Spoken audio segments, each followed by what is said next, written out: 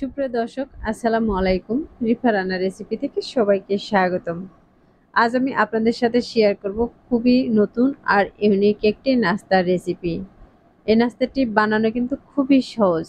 মাত্র কয়েকটি উপকরণ দিয়ে নাস্তাটি বানিয়ে নিতে পারবেন। আর একঘেয়েমি রুটি পরোটা খেতে কিন্তু ভালো লাগে না। রুটি পরোটা খেতে ভালো না লাগলে তখন এইভাবে নাস্তাটি বানিয়ে নিতে পারেন। আর এই নাস্তাটি বানিয়ে কিন্তু আপনারা ডিনারেও খেতে পারেন। আশা করছি আমার আজকের রেসিপি আপনাদের কাছে খুবই ভালো লাগবে। আর রেসিপি ভালো লাগলে ভিডিওতে অবশ্যই একটি লাইক দিয়ে দিবেন। আর আমার চ্যানেলটি সাবস্ক্রাইব করে পাশে থাকা বেল আইকনটি অন করে রাখবেন। তাহলে আমার প্রতিদিনের নিত্য নতুন রেসিপিগুলো সবার আগে আপনার কাছে পৌঁছে যাবে। আজকের এই রেসিপিটি বানানোর জন্য দিয়ে দিচ্ছি হাফ কাপ বেসন আর দিয়ে দিচ্ছি আটা 1 কাপ পরিমাণে। দিয়ে দিচ্ছি কিছুটা পরিমাণে আদা রসুন বাটা আর দিয়ে দিচ্ছি গ্রেট করা আলু 1টি। দিয়ে দিচ্ছি 2টি পেঁয়াজ কুচি আর তার সাথে দিয়ে দিচ্ছি 6 থেকে 7টি কাঁচামরিচ কুচি। দিয়ে দিচ্ছি 1 চা চামচ লবণ, ধনিয়া গুঁড়া হাফ চা চামচ, সামান্য পরিমাণে আস্ত জিরা আর দিয়ে দিচ্ছি কিছুটা হলুদের গুঁড়া। লাল মরিচের গুঁড়া দিয়ে দিচ্ছি 1 চা চামচ আর দিয়ে দিচ্ছি পানি। আমি প্রথমে হাফ কাপ পানি দিয়ে এগুলোকে মিশিয়ে নিব। যদি পানিটা আরও লাগে তাহলে পরে দিয়ে দিব।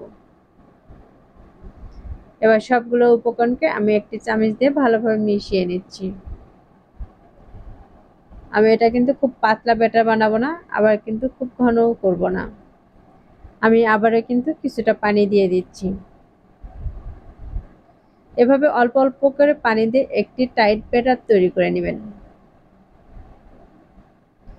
একবারে পানিটা দিয়ে এই ব্যাটারটা তৈরি করলে দেখবেন এই ব্যাটারটা কিন্তু পাতলা হয়ে যেতে পারে।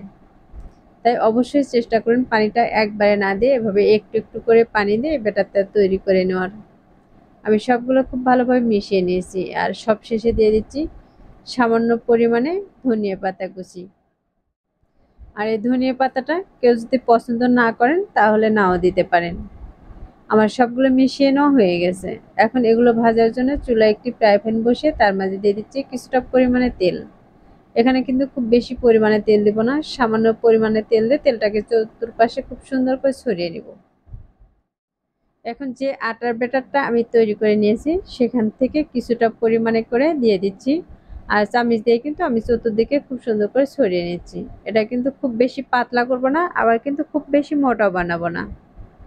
মিডিয়াম সাইজ করে আমি এটাকে দিয়ে দিচ্ছি। আমার এই কড়াইটা কিন্তু একটু অনেকটা বড়, যে কারণে এখানে কিন্তু আমি 2 থেকে 3টা পিঠা একবারেই ভেজে নিতে পারবো। আপনাদের কড়াইটা যদি ছোট হয় তাহলে একটা করে দিয়েও ভেজে নিতে পারেন।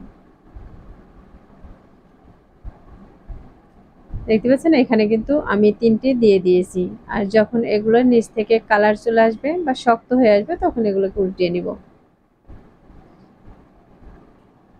এগুলো ভাজার জন্য কিন্তু খুব বেশি সময় নেওয়ার প্রয়োজন নেই। 3 থেকে 4 মিনিটের মতো ভেজে নিলে কিন্তু হয়ে যাবে।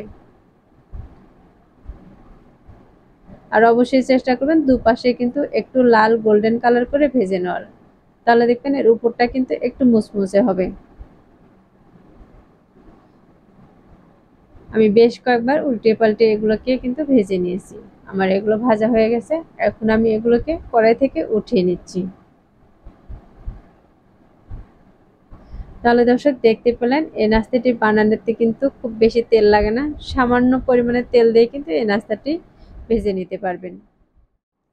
আশা করছি প্রতিদিনের মতো আমার আজকের রেসিপি আপনাদের কাছে খুবই ভালো লেগেছে আর সহজও লেগেছে। রেসিপিটি ভালো লাগলে ভিডিওতে অবশ্যই একটি লাইক দিয়ে শেয়ার করে দিবেন। আর আমার চ্যানেলটি এখনো সাবস্ক্রাইব করে না থাকলে চ্যানেলটি সাবস্ক্রাইব করে আমাকে সাপোর্ট করবেন।